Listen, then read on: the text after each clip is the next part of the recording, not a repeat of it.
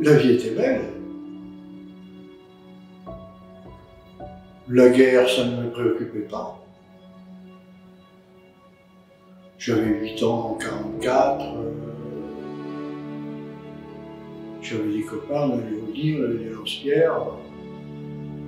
On faisait de la luge d'hiver. Ce que je veux dire par là, c'est que, comme sûrement beaucoup d'habitants de Dinde et d'enfants de cette époque, ça nous est tombé dessus.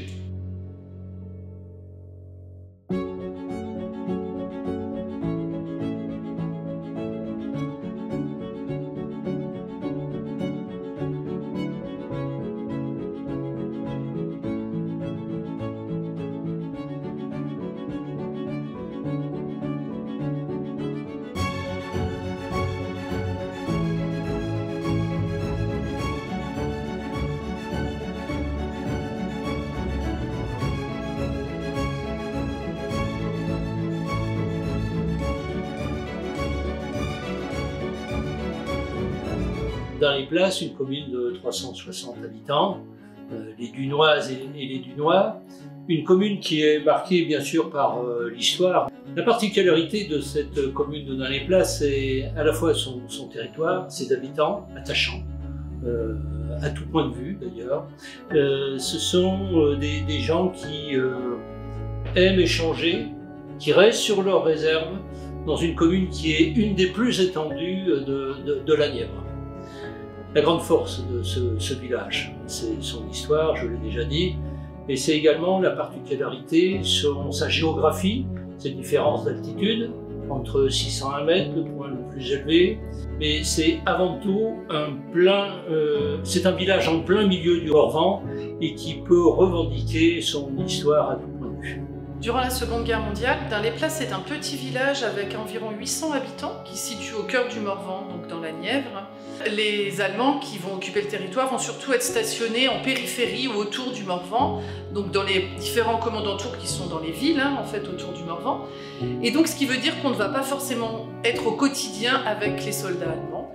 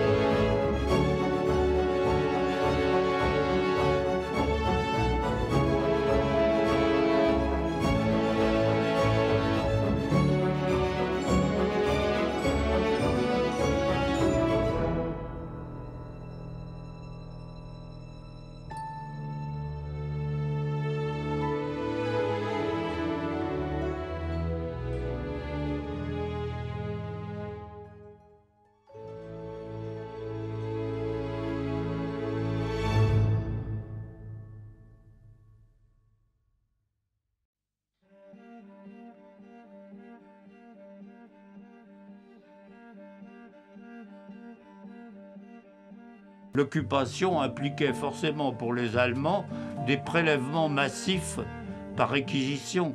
Et dans notre région, les réquisitions se faisaient sur le bétail, sur les produits, également sur le foin et sur la paille. Il était d'usage, dans notre région, de ramasser les foins en vrac.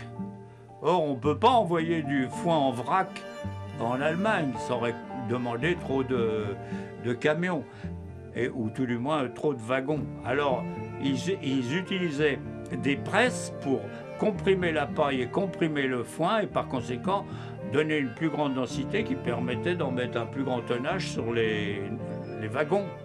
Alors nous faisions sauter les presses à paille. La résistance était dans toutes les têtes. Pour moi, gamin, c'était des héros quelque part. Dans le bois, là au-dessus, à quelques kilomètres, la résistance était présente. Mais c'était plutôt quelque chose de gai, d'intéressant, d'admiration.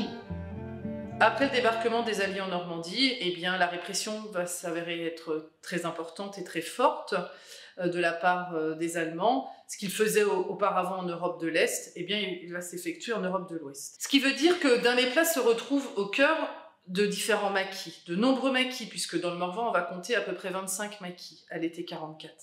À proximité de Dun-les-Places, c'est le maquis Bernard et le maquis Camille.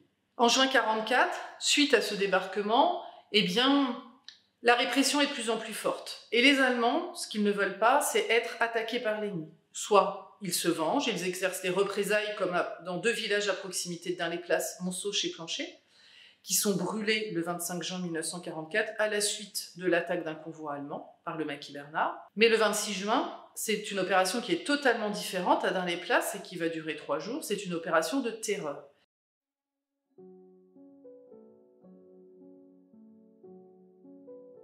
Les Allemands arrivés, on a prévenu le monsieur qui était en bas, monsieur Tréard, qui se sauve. Parce que papa, on lui avait dit, il était parti dans les bois. Alors on était avec les grands-mères à la maison. Ils sont rentrés chez nous. Ils ont fouillé, évidemment, vous devez vous en douter. Dans les camps, on était marchands de pain. Hein. Ils ont fouillé et puis tout ça. Puis on avait peur quand même. Hein. Puis maman aussi. Hein. On était quand même en trentaine. J'avais 20 ans. Hein, oui, oui. Ah oui, ça a été... on a pensé au pire. On a dit, bon, qu'est-ce qu'ils vont nous faire? Le 26 juin, dans l'après-midi, au début de l'après-midi, mon frère revient de classe. Il avait 3 ans de moins que moi, donc il avait 11 ans. Il revient de classe que la résistance était venue prévenir les maîtres d'école de renvoyer les gamins, qu'ils attendaient une attaque, quoi, le maquis. Les premiers camions de troupes d'Allemands qui sont arrivés, ils sont rentrés, mon père était parti, il nous avait dit de rentrer à la maison, de ne plus en bouger, et lui il s'était fondu dans la nature, et des soldats sont arrivés, j'étais sur le seuil de la porte, et il y en a un qui m'a braqué, il avait un chapeau, pas un chapeau, mais un bonnet à bord noir et à fond rouge. Et il m'a braqué avec je sais pas quoi, un fusil. Et terroriste, il m'a dit. Mais j'avais 16 ans, mais j'avais rien à me reprocher. J'ai pas eu peur. J'ai pas eu peur. J'ai dit non, pas de terroriste ici. Et alors il m'a fait signe avec son arme de me ranger. Et il est rentré. Et d'autres sont venus, ils ont parcouru toute la maison.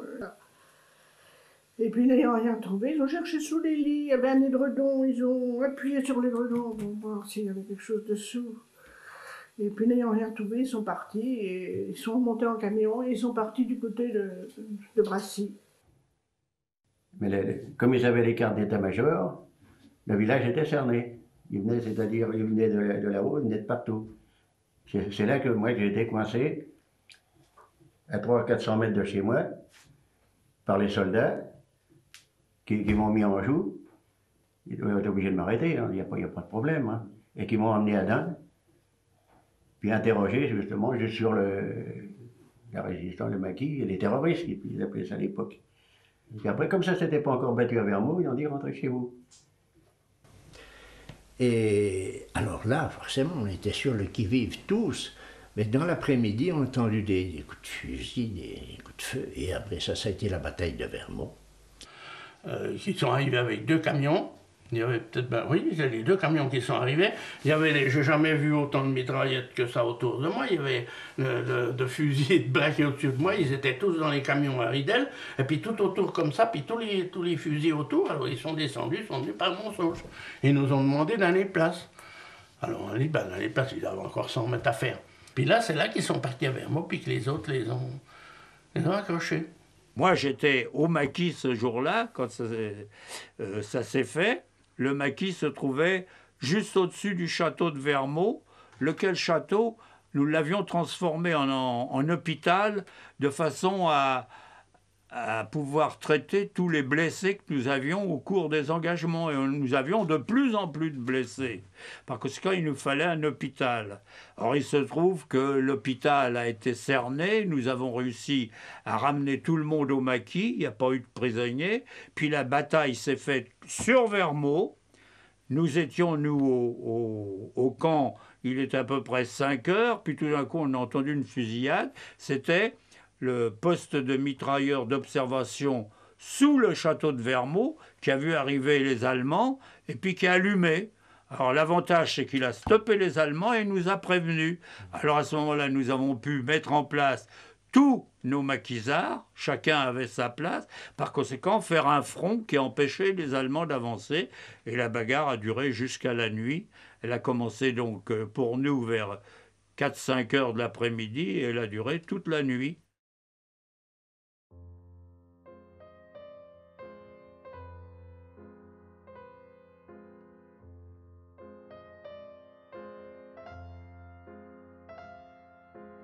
Le 26 juin 1944, c'est 3000 soldats allemands qui vont investir ce petit village de Dun-les-Places pendant 3 jours.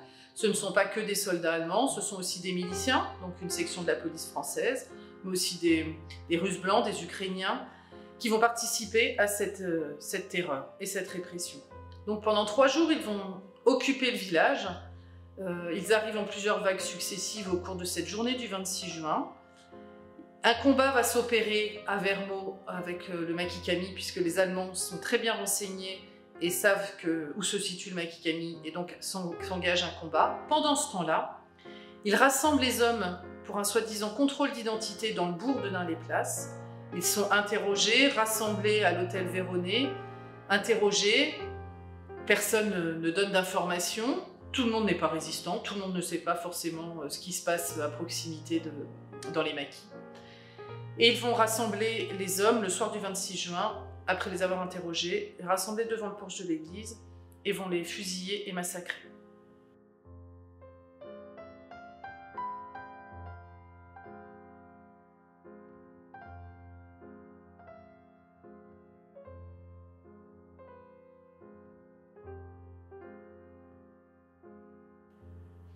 On a emmené mon père à 8 h du soir sur la place de l'église avec d'autres, avec mon voisin, etc. Je n'ai même pas ce souvenir-là.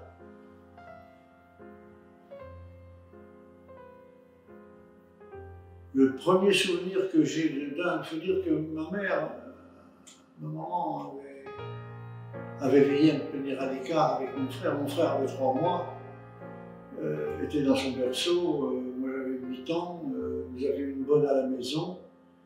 Ma maman travaillait, mon papa aussi. Et elle nous avait mis, la maison était grande, donc on était allé dans une pièce reculée, hors de la pièce de vie, pendant pratiquement 3 jours. Les Allemands sont venus chercher mon père. Elle a dit, moi, oui, vous venez avec nous. Alors, ils l'ont emmené. Et puis, un moment après, mon frère est descendu par le champ, puis il est arrivé. Alors ma mère lui a dit, mais pourquoi tu es revenu, pourquoi tu es revenu? Et alors elle lui a dit, ben attends, je vais te donner du pain, puis des œufs, puis tu vas repartir, il faut que tu te sauves.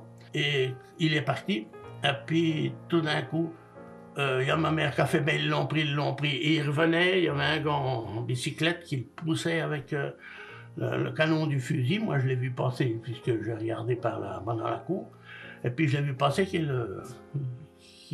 l'avait pris plus bas, quoi, qu'il descendait sur la route, moi je sais pas où.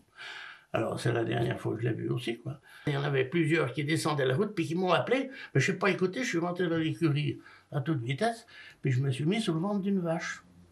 Alors ils sont rentrés dans l'écurie, j'ai vu les bottes arriver pas à 1 mètre de moi, puis ils sont repartis, ils sont même repassés à la maison. Et quand j'ai vu ça, je suis monté sur le fenil, me mettre sous de la paille qu'on avait mis pour pas que les vaches aient froid, là, puis je me suis couché dessous. Et je suis resté toute la nuit. Les Allemands sont arrivés en groupe de je sais pas combien. Je suis arrivé là et ils étaient couchés tout autour de moi. Enfin, je m'étais mis quand même le long du mur, le long d'un truc. Et ils ont été couchés toute la nuit là. Et ils s'en allaient, ils revenaient, ils discutaient, ils remachinaient. Et on a entendu canons, des coups de mitraillette, etc. Et Maman, à ce moment-là, m'a dit, on est en train de tuer ton père. Oh, j'ai dit, mais non, c'est pas vrai. C'est pas possible. Alors, j'ai dit, tu vas faire peur aux enfants. Alors, on a attendu, et puis alors, quand tout s'est arrêté, au bout de, je sais pas, 1 heure peut-être, je sais pas, ça nous a paru tellement long. Il y a des soldats tout excités qui sont arrivés, ils sont rentrés dans la maison, tout un groupe. Ils nous ont fait rentrer dans la chambre, ils ont fermé la porte, ils ont dit restez là. On est rentrés, on s'est couché sur le lit, tout habillé. Et à plusieurs reprises, il y a un soldat qui est rentré, il a craqué d'allumettes et puis il nous a regardés comme ça pour voir. On avait une frayeur terrible, bon. D'ailleurs, je me souviens de tout jeunes soldats à qui j'ai demandé, mais mon papa, il ne parlait pas français, et les 2 jeunes se sont regardés, et ils sont tous débrides, ils sont partis, sans répondre. Ils savaient probablement.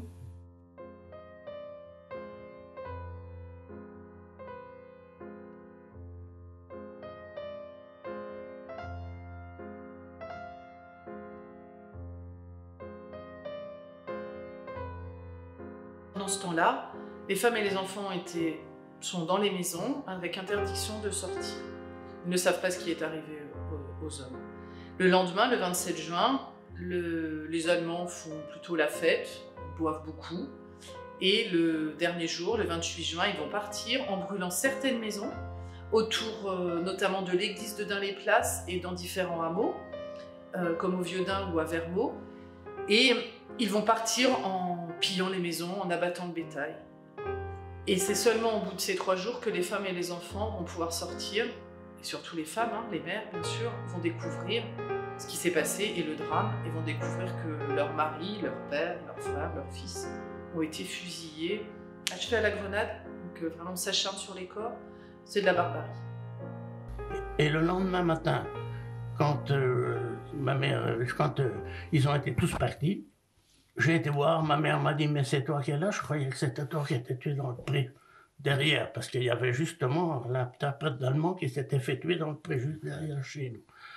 Alors elle m'a dit, retourne au terre. Ben, je dis, non, s'ils foutent le feu, parce qu'on savait que mon sauge brûlé, et le plancher avait brûlé. Je dis, s'ils foutent le feu, je ne retourne pas là, je me sauve. Alors elle m'a dit, bon, ben, je vais te lâcher les vaches. Alors j'ai levé ma culotte, j'ai remis un manteau, j'ai levé ma culotte, puis je suis parti avec les vaches et je suis pas revenu. Quand les Allemands sont partis, qu'on est allé voir, avec maman, on est monté, qu'on a trouvé mon oncle, tout ça, là, devant l'église, hein, qu'on a vu tout ça, qu'on a reconnu les corps. Ben, on est parti, je suis partie, mais en courant, et puis en pleurant, évidemment.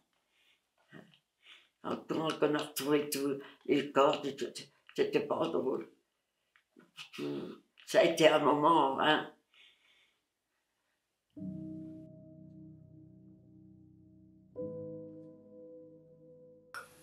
La voisine, Madame Pichot, l'institutrice, est descendue et avec maman, elles ont dit il faut qu'on sache, faut qu'on aille voir. Hein. Et elles sont montées, nous on est restés là, elles n'ont pas voulu qu'on monte avec. Elles sont montées, elles ont rencontré deux hommes du pays qui étaient descendus aussi des hameaux pour voir. Et elles les ont envoyés voir ce qui s'était passé sur la place, sur l'église. Elles ont attendu sur le bord de la route et les deux hommes sont revenus.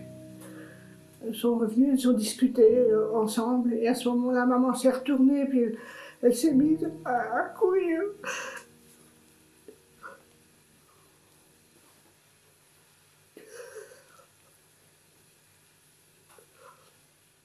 Elle s'est mise à courir vers nous.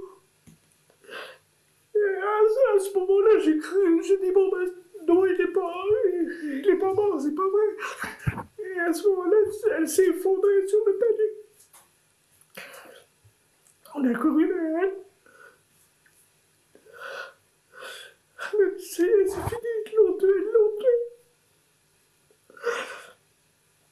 À ce moment-là, Mme Pichot Chouanier, c'est pour qu'on aille voir nous-mêmes. On est monté là-haut. On est monté sur cette place. Papa était à droite de l'église, tout seul au pied de l'escalier. Il était là, je voyais ces deux grandes jambes qui dépassaient de la paille qu'ils avaient mis dessus comme ça. Je me suis mis à genoux, je me rendais même pas compte qu'il y avait du monde autour de moi. C'était terrible. Au bout d'un moment, il y a quelqu'un qui m'a fait relever et je me suis rendu compte qu'il y avait tant d'autres hommes qui étaient étendus pareil. Notre voisin Félix, et Nicolas, un pauvre simplet, et sous le porche, cet enchevêtrement de corps qui était déchiqueté, mon Dieu, c'était terrible. Je suis chez une tante, la famille est grande dans les places, donc je suis chez une tante, assise sur le mur au bord de la route. Quand je revois ma maman revenir et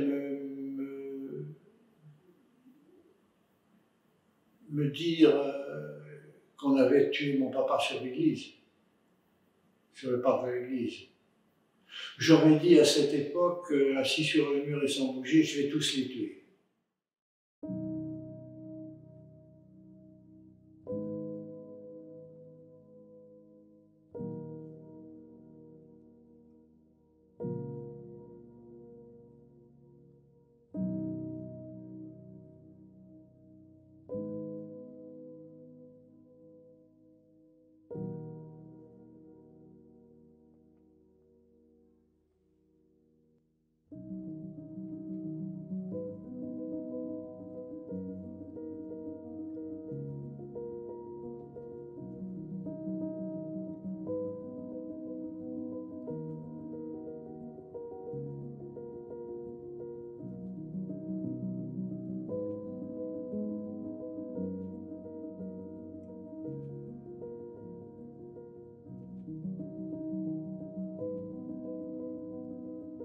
Parce qu'ils ne me l'avaient pas dit, les gars, quand il fallait que je rentre à la maison, qu'il fallait que je revienne. Mais quand je rentrais, je savais bien, je disais.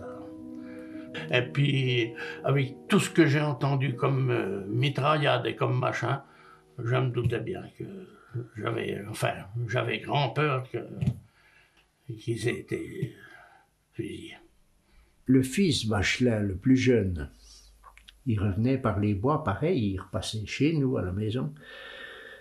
Et il nous dit, vous savez pas ce qu'ils ont fait de mon frère et puis de mon père. Alors, moi je lui ai répondu, ah non, on ne sait pas. Et on savait. On n'a pas pu lui dire. Enfin, c'est moi qui avais répondu, je n'ai pas pu lui dire. Et quand je suis revenu, ma mère m'a dit, voilà, on n'est plus que tous deux. Et je suis monté voir... dans l'église, quoi, puis j'avais eu le temps de rentrer tous les jours. Ben, je les ai bien reconnus, comme mon frère qui avait une balle dans le front, quoi. C'était le coup de gaz, quoi, j'ai bien compris. Mon père, j'ai pas cherché à savoir. Puis tous les gens du pays que je connaissais, puis d'autres que je connaissais pas, puisqu'il y en avait d'ailleurs. Les événements qui se sont déroulés à Dun-les-Places sont le fruit, en fait, d'une opération qui a été organisée, préméditée. On sait qu'il y a eu 2 réunions à l'état-major allemand à Dijon et à Chalon-sur-Saône qui ont organisé cette répression. L'idée, c'était vraiment qu'il y a une forte résistance dans le Morvan. Les troupes allemandes savent qu'à un moment, il va falloir passer par le Morvan pour battre en retraite. En tout cas, ce qu'ils ne veulent pas, c'est être attaqués par les maquis, qui sont importants.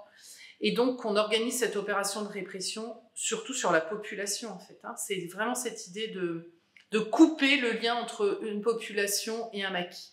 Donc c'est une opération qui est organisée et préméditée, puisque 3000 soldats allemands à déplacer, il faut des forces en conséquence, notamment dans le transport. On réquisitionne des camions qui viennent de Franche-Comté, de toute la région de Bourgogne, pour amener du coup ces différents soldats qui arrivent, comme je le disais, en plusieurs vagues successives, 3 vagues successives. Donc vraiment une opération qui est organisée et préméditée, un petit peu comme Oradour-sur-Glane, et d'ailleurs on parle d'un les places comme le petit Oradour nivernais.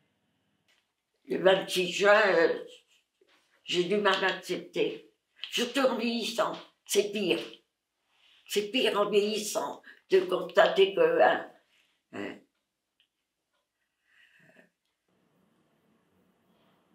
C'est-à-dire qu'après le massacre, effectivement, d'abord on envoyait dans un hameau chez une sœur à mon père. Je n'ai pas du tout assisté à l'enterrement de ces 27 massacrés. Mais alors par la suite, j'en ai entendu parler au quotidien. Je l'ai vu, je l'ai vécu, je l'ai revécu, si je puis dire, au quotidien. Je revois chaque soir ma mère avec son petit bouquet de fleurs monter au cimetière. La maison est très proche du cimetière. Chaque soir. Pour aller pleurer tranquillement là-haut.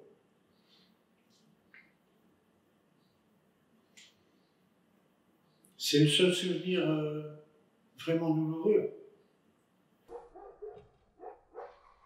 Je ne sais pas comment on a vécu après. C'était tellement pénible. C'était tellement pénible.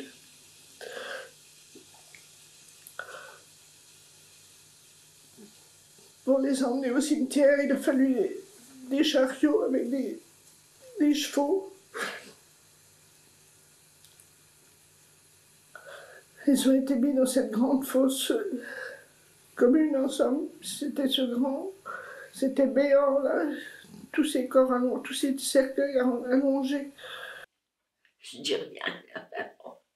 Je disais toujours, s'il y avait eu quelqu'un au-dessus de nous, il y a des trucs qui ne seraient pas arrivés.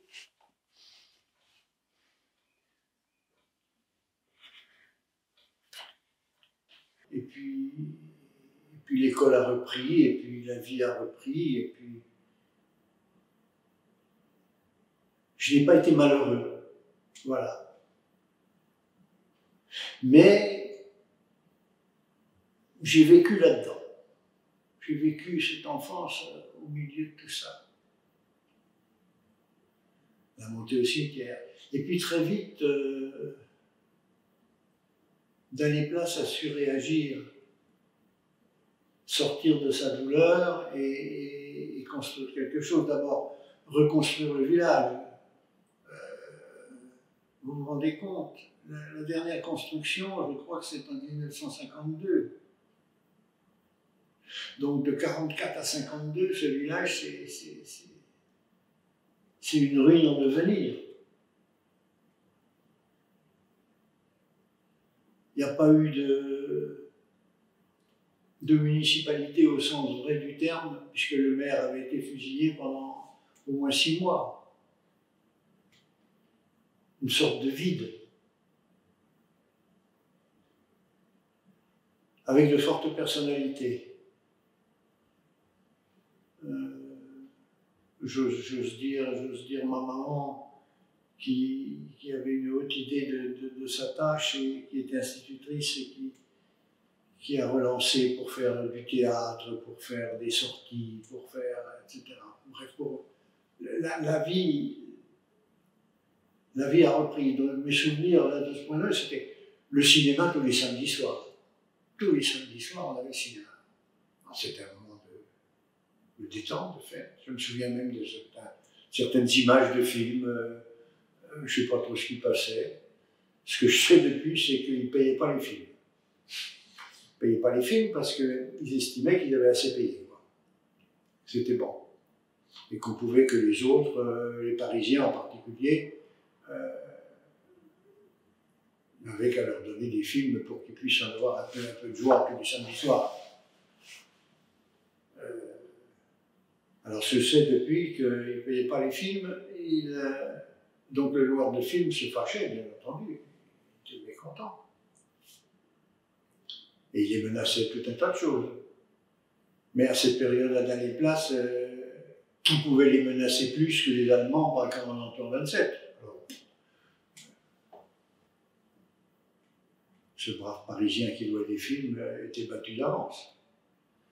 Ils sont contentés de changer changer de boîte qui loue les films, et puis voilà. Et puis on a vu des films tous les samedis. Mais c'est un très grand souvenir, les films tous les samedis. Le théâtre aussi, c'est un très grand souvenir. Les voyages, c'est un très grand souvenir. Donc je garde dans les places, je garde du 26 juin, plus cette vie qui reprend, qui foisonne même, que la douleur. Et puis j'avais de la chance, ma maison n'avait pas brûlé. Donc c'était quand même... il y avait des gens qui avaient tout perdu. Tout. Père, fils, maison, travail, argent. Ça, j'ai ressenti ça étant gamin comme étant dur. Oh, j'oublie pas. Puis apparemment, les sœurs, c'est pareil. Les sœurs, elles n'oublient pas. On a... Hein. Je suis sûre. On ne peut pas oublier ce qui s'est passé.